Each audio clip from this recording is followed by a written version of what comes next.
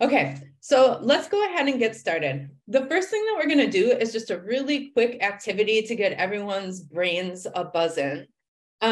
This activity is called camera on, camera off. How do you play? So I'm going to make a statement, and if the statement is true for you, you turn your camera on. If it's not true for you, you turn that camera off, okay? So one more time, I'll be saying a series of statements. If it's true for you, turn your camera on. And if it's not true, turn that camera off. Okay, here we go. First one. If you were cooler younger, or say, if you were cooler when you were younger than you are now, turn your camera on. If you were cooler when you were younger, turn your camera on. I'm going to go ahead and turn mine off because I'm much cooler now than I was when I was younger. Infinitely. Awesome. Okay, let's do another one.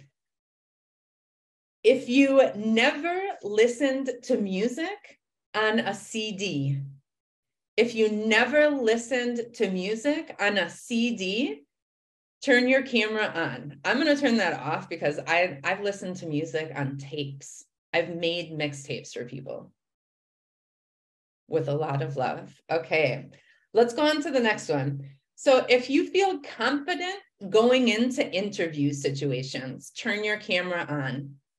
If you feel confident going into interview situations, turn your camera on. All right, I like to see those cameras on.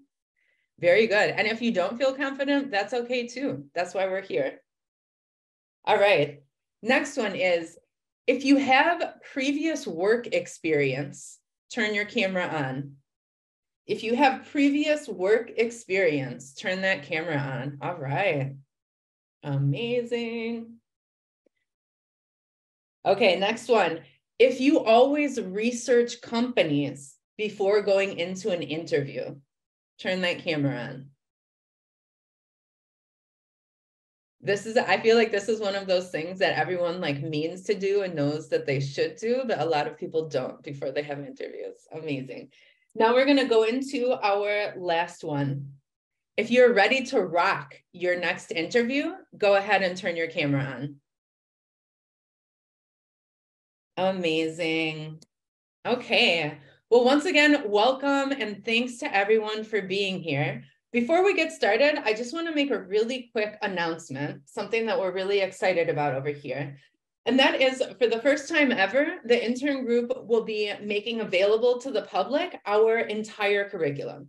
So what does that mean? It means that over the next several months, we are going to make available over 13 courses that take you in a very micro-learning, problem-solving, really quick way to get through and to get really actionable takeaways from it. We'll be making 13 online certifiable courses available for the general public. At Manami, if you can go ahead and drop that link in the chat. We're going to show you here our platform. Right now, we already have a making a winning CV and personal statement course ready. And you can just keep paying attention to your email and keep popping into the platform, and you'll see that every single week we'll have new content there. And we will also continue to offer events like this and more to help you navigate not just getting a job, but being there, getting the most out of it, leveraging it to make sure that you're using these professional experiences to achieve your career goals. So really excited about that. Manami's gone ahead and put that link in the chat. So go ahead and check it out and keep an eye on your email because we'll be sending out more information about that. Great. So today we are going to do a couple of things. First, I'd love to introduce Rena. Rena, can you say hi? Are you there? Yes, I just had to find the mute button. Awesome. So Rena is a people development specialist. She's been involved in talent acquisition for a number of years. So she's going to be here sharing all of her insights with us, as will I, as the head of learning here at the intern group. So just the first thing that I'd like to know from you guys is, what makes you feel the most anxious about the interview process? You can go ahead and write that in a chat. You can raise your hand. But what makes you feel like when you think about going into an interview, what makes you feel scared or anxious or not confident? Again, you can raise your hand. You can write your answer in the chat. I see here the firm specific questions. Okay, what to expect?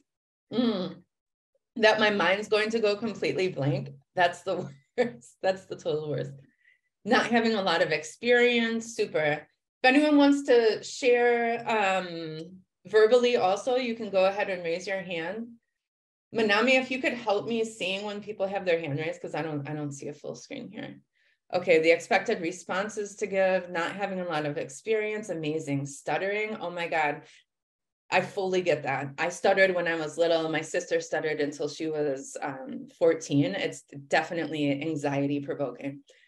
My mind going blank in my experience. Awesome. We're going to give you lots of tools for this today. Forgetting the words mid-sentence, of course. How to ask about payment. That is always, that's always an issue. And then explaining why I want to change to another company. Amazing. Super. So we're going to get to a lot of these today. I also want to encourage you to stay to the end because we'll have a period there where we can do questions and answers. So anything that's not covered in the session, we can go ahead and talk about it towards the end. The environment is a big conference room for sure. Asking questions in the end. This person, Ariel, just make sure that you stay because we are literally going to give you those questions to ask at the end. The criteria to get accepted after the interview, amazing. Okay, great. Well, we're going to go through a lot of these. So we've done a few of these events already, and one of the things that regularly comes up is I feel anxious or I feel scared about answering these difficult questions, right? So what we've got here is a list of questions that people tend to bring up. What we're going to do first is Rena and I will give you a little bit of advice on how to respond to these kinds of questions. Then we'll do an example of how to respond to a question. And you guys are going to think about how well this works, what about it doesn't work, what we could change about it. And then you guys are going to have an opportunity to practice the questions that are most scary for you. So Rena, I'd like to hand it over to you.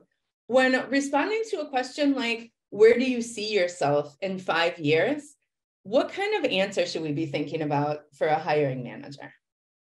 Right. Well, of course, it would be helpful if you do see yourself working at that company in 5 years because it does align with your career goals. But you can be honest, of course, as well. If it doesn't, and if you're looking to gain experience that will give you a stepping stone to something else.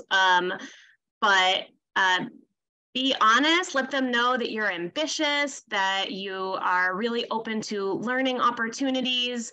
And yeah, I mean, I think hiring managers really like to see somebody who is excited, hungry to grow, and will do what it takes to get there.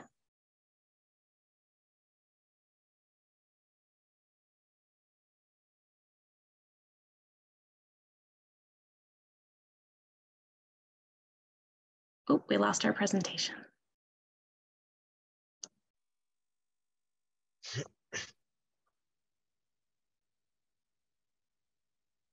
Sorry, guys, just a bit of a technical difficulty there. Thanks, that's really insightful, Rena. I would add something too. One thing to not say is I want to be making $1 million zillion, even if that's part of your plan. That is not what they're trying to hear because that is not helpful for them in any way. Hisham, if you can just go ahead and put your question in the chat, we can address it towards the end. Okay, and so the next question here, Rena, has to do with what experience do you have that will be helpful for you? And if you could concentrate specifically on cases where people maybe don't have a lot of work experience, like what can you say when they ask you that question? Right. This is where preparing for your interview is really important. I think we talked about this in the last session that we had about, how to talk about your skills. Like, how do you talk about your skills if you don't have experience for the role that you're applying for? And I think that you probably do have some transferable skills from your past employments, even if it was, we talked about like a retail, working in a shoe store, right? I mean, if you're applying to, I'll use myself as an example, a human resources role, and you don't have experience in human resources, but maybe you worked retail, there's a lot of crossover there. I mean, um, uh, you helped deliver customer service. HR at the end of the day is helping people, right? So you have to be able to interact with people, understand what they want, and you know, make them feel like happy customer at the end of the day. You might have to deal with some angry customers that, and you might need to de-escalate a situation. So I think, you know, drawing conclusions or drawing examples that are very practical and that are transferable is really helpful. And I think preparing for the interview, because they are going to ask you a question like this or something similar, like, why should we pick you over other people? Or why, what do you think you're going to bring to this position? Sell yourself, sell all of the skills that you have. Don't think that some things that you have on your resume are not relevant. I mean, really like dig into it and think big picture, right? Or really get creative. Talk about your language skills, talk about soft skills that maybe you don't put on a resume, but tell them how, you know, you're a really strong people person and you've always been the mediator in your family. There are so many examples you could use that I think would be interesting for a hiring manager that go beyond what is written on your resume. Perfect. I love that. I just want to jump in and add on to that transferable skills, especially when they're soft skills, super, super important. And I think that you'll only see these becoming more and more important, because what we're seeing in terms of larger industry trends is that companies are putting more of a focus on your potential and what you're able to achieve than they are compared with traditionally, than they are with your university degree. So your ability to recognize, am I empathetic? Am I self-aware? Am I able to collaborate really well? Do I learn quickly? Am I able to self-learn? All of those things will become more and more important, even more important than those bullet points that you've got on your CV in terms of experience. So I love that you brought that up. Thanks so much, Rena. So next one, strengths and weaknesses. How can we respond there? This question is probably one of the oldest interviewing questions. I've heard people phrase it differently, like, what is the value that you bring and what are your gaps, maybe gaps in skills? I think don't underplay your strengths. I mean, this is a time for you to, like I said, sell yourself, be confident, show your confidence in what you're really good at and where you stand out. What makes you different than the average person applying for this position? I think it's easier to talk about the strengths though than the weaknesses. So I'll spend more time on the weaknesses. For weaknesses, you want to be honest. I mean, I don't think I've ever hired someone that said they didn't have any weaknesses. I don't want to hire you. I want someone who is honest and humble and recognizes that they aren't perfect, but that they're always working towards, you know, continuously improving themselves, right? And that they're self-aware. I think the self-awareness is key. But also don't pick something that is going to set you up for failure to not get the position, right? Pick something that is an area that you're working on, but that you can show can still bring value. I was thinking about this earlier. For example, maybe you could say something like, you know, I tend to be impatient. It's because I'm so passionate and I get really excited about seeing a project through from beginning to end. And sometimes it makes me impatient. Okay, what am I doing about it? I'm trying to understand the bigger picture, understand that there's other people involved, and I'm working on this for myself to make sure that it doesn't get in the way of my interpersonal relations with my coworkers and my team, right? So put a little positive spin at the end by saying what you're doing about it and how it's not going to get in the way for you, right? I don't know if Emily, if you have another example, or if somebody else has another good example to share, because these are the ones you got to think more creatively about for sure. So I would say one that's very real for me is I work in a very creative position. I have a very creative kind of mindset, and that's really good when you're brainstorming ideas. But sometimes it can affect your focus, because you're like very easily distracted. I'm like, oh, this is really cool, or like, look, a shiny butterfly, or whatever. And so some of the things that I've tried to implement in order to help me cope with that, depending on what the situation needs, is I've become hyper organized. So what I do is I really focus on what priorities are. I reach out to my supervisors and I confirm every single week, what are the top 3 things that I can do this week that will have a biggest impact on our goals? And that's where I put my focus. And I get those 3 things done that week. Any way you slice it, definitely. So, I mean, saying I'm very creative, that also means that I can get distracted really easily, but I've implemented these kinds of strategies to help keep me focused. And that also shows self-awareness. It also shows self-learning, etc. Great. What are your goals for the future? What do hiring managers want to hear there? Yeah, I think it's maybe similar to the first question of where you see yourself in 5 years. You could speak more broadly at this point. 5 years is a relatively shorter period of time. What are your big goals? I think this is a place for the interviewer to get to know you, to see, maybe how they could even see the company supporting you on that journey. So don't hold back. Talk about your goals. I think balancing it with like the right amount of ambition is healthy. Like Emily said, don't go straight into an interview and say like, I want to be making $6 million a year or something ridiculous. Have it be realistic. But I think that honesty and especially if it aligns with the goals and the vision of the company and there's an alignment there, try to draw any kind of alignment to that would be helpful, because they could easily see themselves supporting you on that and helping you achieve your goals. Great.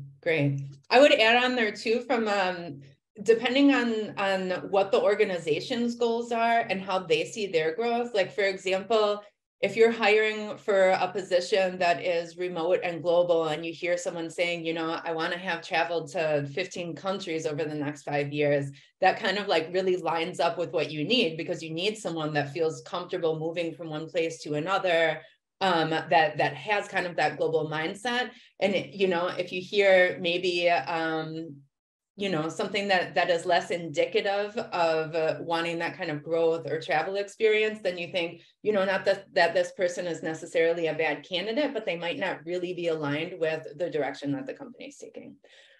So really quick, how would others describe you? How can we respond to that type of question?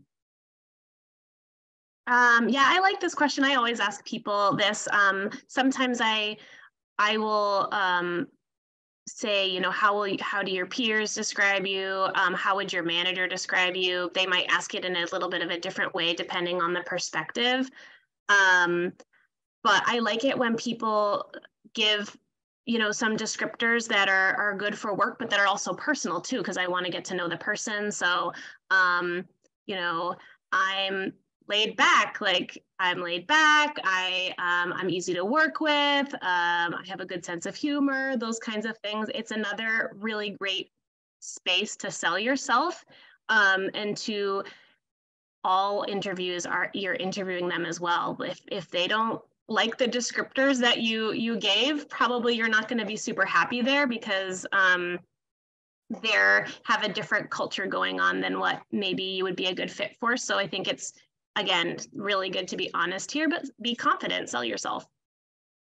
Yeah, I think that it's a really good point that you brought up, that, this isn't a power structure in which, the interviewer has all of the power and you just need to appease them. They need to align with you just as much as you need to align with them. And so if you think others would describe you as innovative, outgoing, always motivating others around you, or always pushing to do something new, and they say, that's not really what we're looking for, then great. Because if you lied and said something just to align with their organization, you would get there and you would be unhappy. So I think that really great what Rena says, like go into it confident, really be honest. And if there's not an alignment, there's not an alignment. It's like dating. Sometimes when you go on a date with someone, you get there and within 2 minutes, you're like, this probably isn't going to work. Or by the third date, you're like, this probably isn't going to work. And that's okay. You move on. There's more. Wait a second. I want to say one more thing. If you're struggling to think of these, because sometimes people are not their best advocate, ask your friends, ask your family, ask them for 5 descriptors. How would you describe me? Give me 5. Maybe, do a vote around your friend group, send some WhatsApps, find out some descriptors, because I think you'll get more, probably even more attractive descriptors than you would give yourself. Amazing. That's a really good practice, not even just for preparing for interviews, but in general. Always be asking the people around you what value you bring, and what things you can do to improve. And you're gonna learn your superpowers out of those kinds of questions. So we've got just a couple minutes. What we're going to do is role play a response to one of these questions. Rena, so I know one that we saw, sorry, in the chat, is around strengths and weaknesses. So maybe we could do that one. What I'm going to do is I'm going to ask Rena this question and she will respond.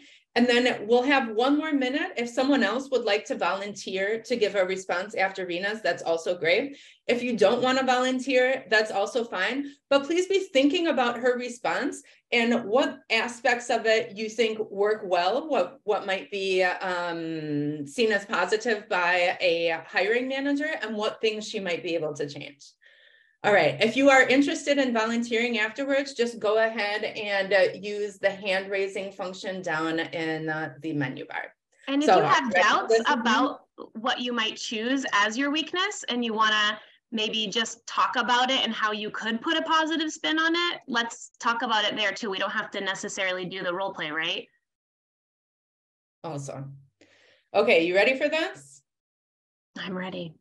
I'll be the hiring manager. Okay, so Rena, tell me a little bit about what you see as your biggest strengths and your biggest weaknesses in the work context.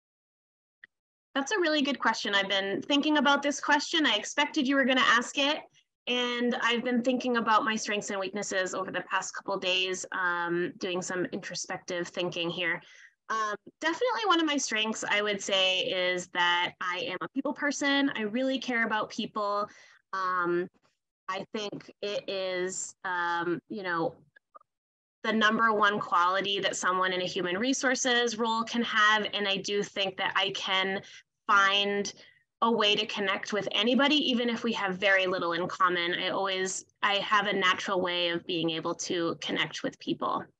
That being said, for weaknesses, sometimes I can be overly people focused. Right? Sometimes that can get in the way of me making maybe the best business decision because I deeply care about the person.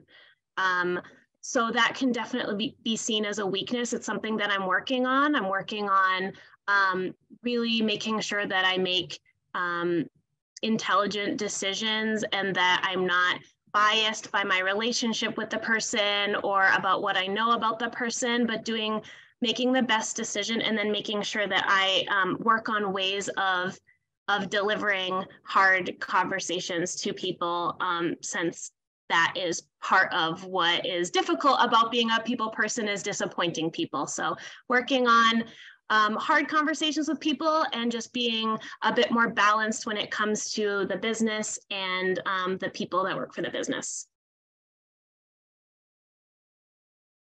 Okay, amazing. So first of all, let me hear from you guys. how did you think she did? Go ahead and grab an emoji from the menu bar and let us know how you think Rena did responding to that question. We can do a thumbs up for an amazing positive response. All right, we got some applause. Great, really good. Amazing, thank you. Okay, and then you can either raise your hand or in the chat, let us know, what do you think she did really well? And what do you think she could improve? So you can either raise your hand and let us know, or go ahead and write in the chat. What specifically do you think she did really well to respond to that question? And what do you think that she could do better? Go ahead, AK. Yes, hello everyone. Hi Rena, you did really well. Well done. I've noticed something. The positive is that you introduced the interactive factor, you know, the intra-relation factor, and it's really, really nice, very anthropocentric, very colleague-centered and everything. The only thing I have to notice that could actually mark you down is you use the word bias. And that is really harsh these days. You know, you can be really negatively scrutinized for it. So you can perhaps replace the word bias with something else that doesn't sound so negative. That's it. Otherwise, you know, perfect. Well done. It's good feedback. It's definitely a hot button, a hot word right now. Yes. It's good feedback. Thank you. Thank you. Thank you. There is. Thanks, AK. Dhruv, Somani, what did you think? Yeah, I mean, I thought your response was really good as well. I like how you mentioned that strength, but you also mentioned that it could lead to a downfall at times, and trying to work ways around that. I think that suits very well for an interview. The only thing is that I think you at the start you said, oh what was it that you said at the start? I think, oh, I was wondering, I wasn't, I was hoping you'd ask me this question, and I've been thinking a lot about my strengths and weaknesses. You didn't jump into it straight away.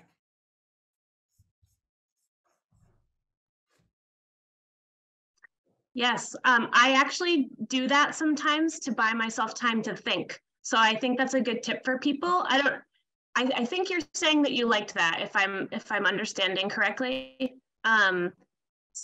Repeating back the question, or saying, I really like that question, and then giving yourself a little time to reset your brain is a good tip. Awesome. And Yusuf, Okay. did you want to, That's sorry. fair enough. Yeah, no, I'm saying that. Yeah, that's fair enough. I mean, you're giving yourself time to think. Amazing. Thank you so much. Yusuf, did you want to share or no? Yeah, I think the response was beautiful. It's all good to learn from.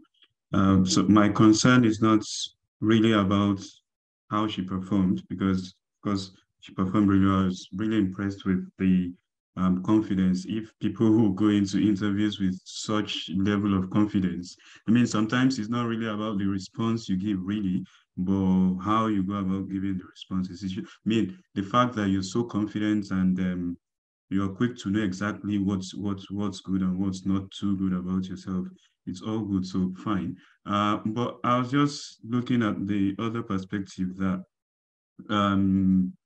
this stuff is a lot subjective, and one size might not fit all. So what some people would want to hear, others might not want to hear it. And then what has worked for you and with some recruiters might be an off thing for another recruiter. So saying, because the way I see this, maybe another angle to what I pick from what you said is that you're a people person, and then so you like to help and all of that. But the other side of it is that I can't recount it exactly, but then it expresses the weakness kind of is taking independent decisions. So, and a lot of recruiters I know are very keen on taking independent decisions, especially as people have mentioned the bias aspect of it and all of it. So if you should be able to make very good decisions independently is as important as the team aspect of it. So I'm thinking if I said what you have said is so beautiful and then I adopt it, I go to tell somebody, I have a feeling some recruiters might say, well, we don't have enough time to wait for you to work on your weak independent decision making, and then would rather go for someone else who has not expressed that they have an issue with independent decision making. Yeah, I get what you're saying, Yusuf. If you don't mind. I mean, you don't have a crystal ball. You don't know 100% the profile of what they're looking for, and you probably won't have a chance until the end of the interview to ask those kinds of questions, right? So you don't know at the beginning what profile they're looking for, right? So I think the best thing that you can do is really just be honest, and then talk about, my answer may have gone over really poorly with an interviewer, but I added why I know it's important to improve and what I'm doing about it, right? What am I doing to make myself better in that area and to give myself that healthy balance of people focus and being able to deliver hard conversations or make decisions that I don't really like, but the business requires, right? So I think, again, just talking about what you're doing to improve and why you understand it is a weakness and how it could be a problem is the most important thing, because you're showing them, self-awareness and that you are constantly the kind of person that's going to work on yourself. Amazing. Thank you.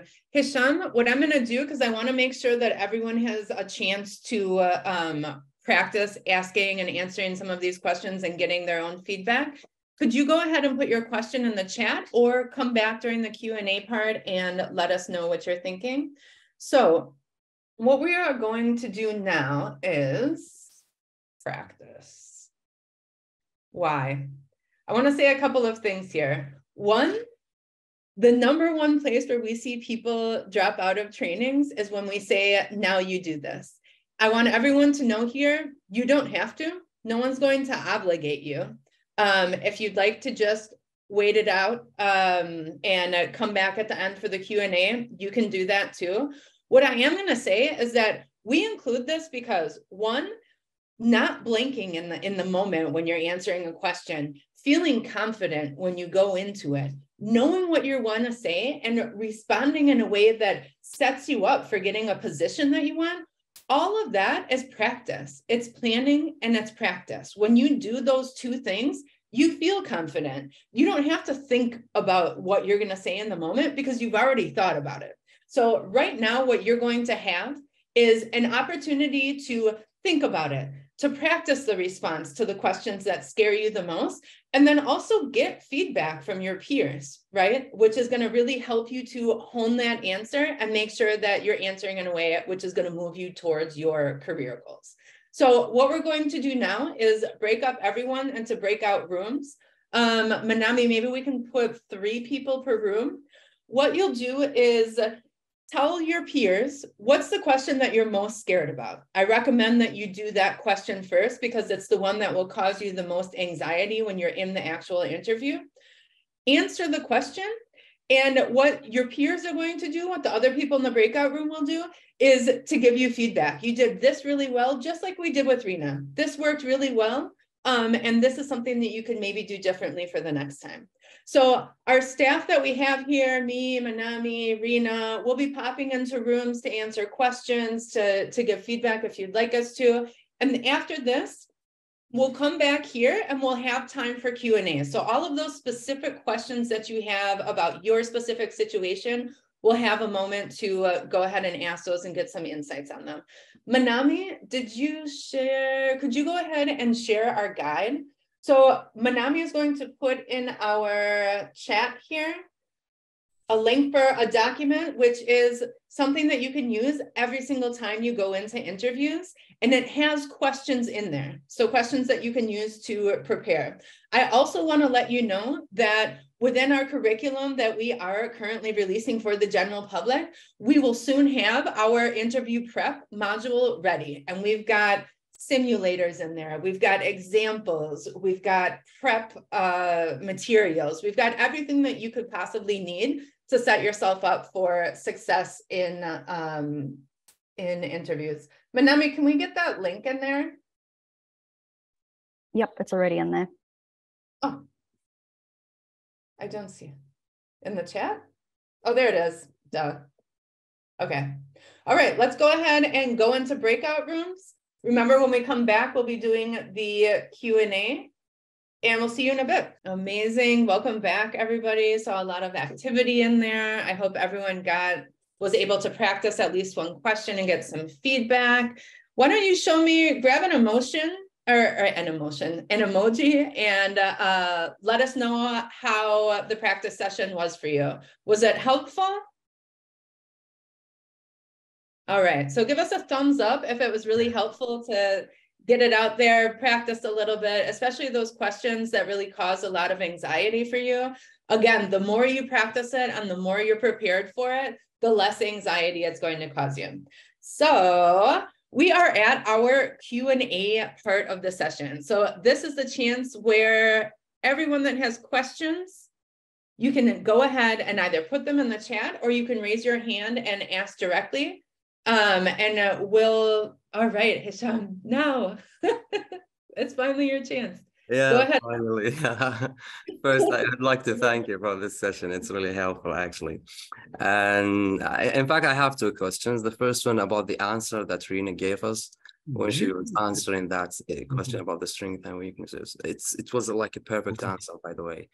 But the question about that was like, is it all right if I give like a detailed answer to the interview questions? And the second question is about how to answer where do you see yourself in 5 years from now? I mean, Rina said you should be honest. I mean, it's really hard to be honest with that question. I mean, I can't even see myself like tomorrow, you know? So how can I be like honest and at the same time, you know, give like a satisfactory answer? And yeah, thanks. Yeah, some people don't know where they're going to be or don't have a set plan. I mean, when I entered university, I didn't even know what I wanted to study.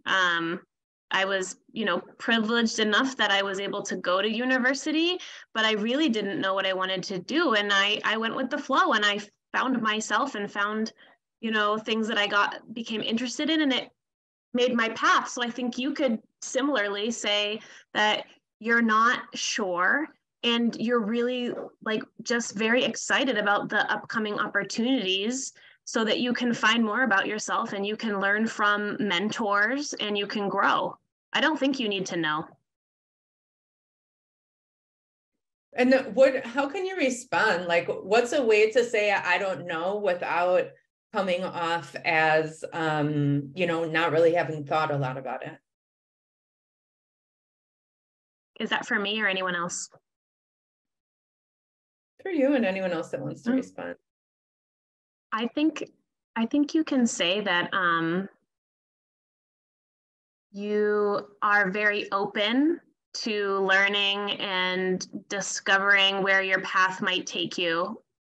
I think using the words, I'm open, I'm flexible, I'm, you know, on a journey, that's probably pretty, I mean, I think that's acceptable. I would appreciate that over someone saying, I want to be president of a company in 5 years. Awesome. Does that help you, Hisham? Yeah, kind of, thanks. And what about the other question about like giving a detailed answer or like descriptive answer about the strength and weaknesses? About the weaknesses? Yeah. That's a good question.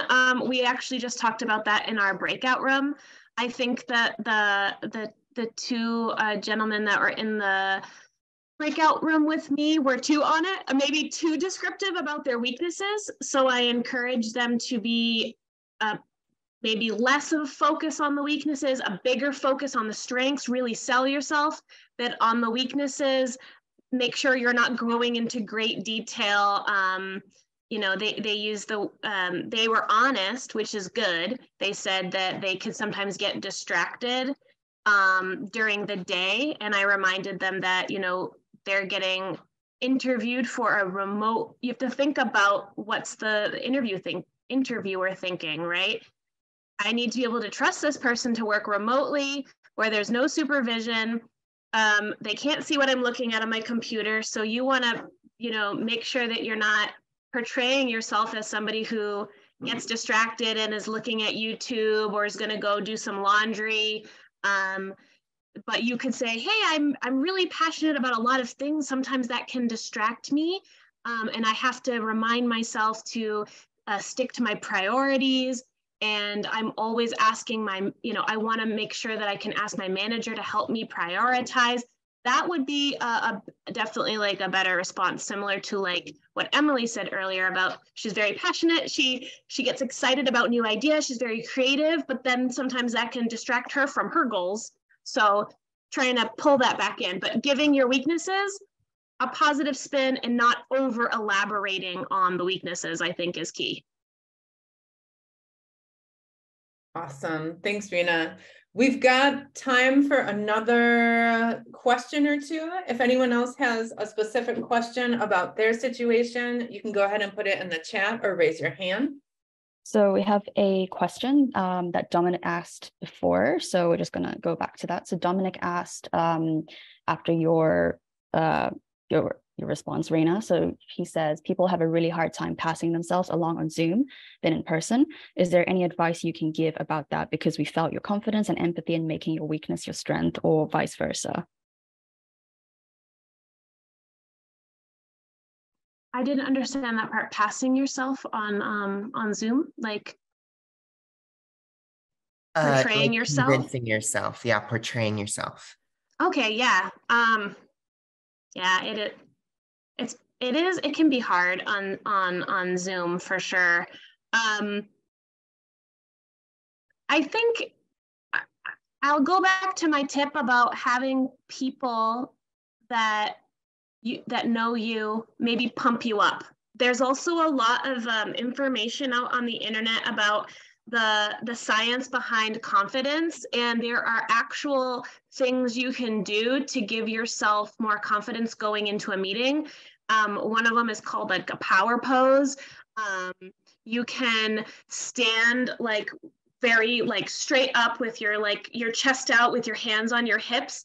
And you know, it seems silly, but it sends messages to your brain, right? If you're hunched over, if you're like this, you're not portraying confidence, right? So put yourself in a power pose.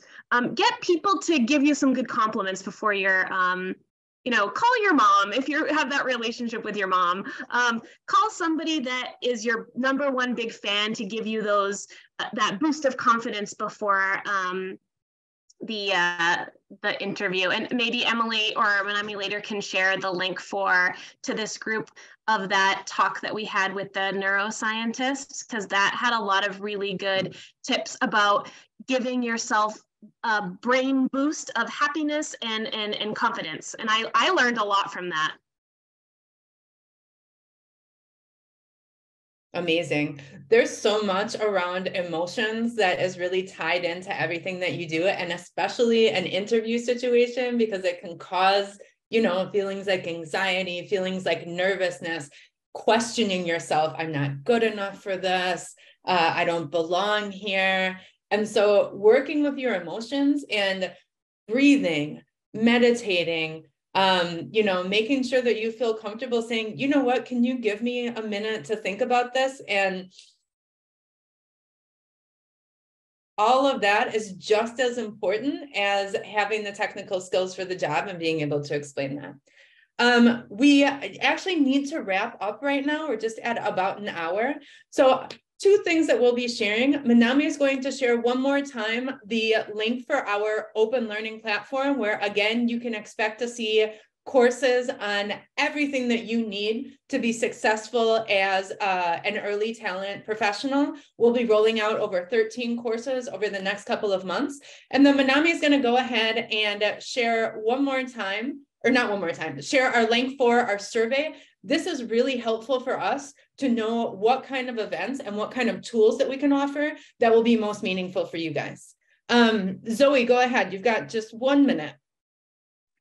Okay, I have a quick question. It's about payment in an internship. So especially now that I want to do one, I was talking to a company I really like, and I didn't ask them anything about payments or other benefits whatsoever, just because I didn't know how to ask that. What is a good example of figuring that out? Okay. Yeah, I think sometimes it can be even easier to ask it in an email after, so it's probably fine. It's more comfortable probably for the interviewer or the hiring manager too, because that, you know, gives that they don't feel put on the spot about the compensation. So I would send them an email and just say, hey, I forgot to ask this in our interview. I understand sometimes internships are paid or are compensated and some are not. Can you, you know, give me some more details about the compensation side of this internship? It's not a bad question. Everybody needs to know if something's compensated or not. It's an important factor. Okay, Exactly. thank you. I just add on there also, I think like the language that Rena used, like writing and saying, how much am I going to get paid, might sound a little, I don't know if offensive is the word, but it might be a little Direct. shocking for someone, especially from a culture that might be a little bit less direct. So asking about it more like on a policy level. So could you tell me a little bit more about the compensation and benefits package that is associated with this position? It sounds a little bit less direct, a little bit more polite, a little bit more on an organizational level. And that will lower your chances that you might be offending someone that might be from a culture or an organization that's a little bit less direct. This is something that I have to pay attention to a lot because I tend to have a very direct communication style. So I like definitely double check myself because you don't want to accidentally offend people. Okay, so we're gonna need to go ahead and wrap it up. Again, if you'd like to share your LinkedIn there with people, this is as much networking as it is skill building. Please take a second and answer our survey that Manami has left there in the chat. And keep an eye on your email. Sign up for our CV writing course, which is already ready. Stay tuned for our interview prep course that will be launched probably next week, and much more to come. So thank you guys so much for being here. I hope that this has been helpful for you, and I hope to see you in future events, setting you up for success in your career. Take care and have a good rest of your day.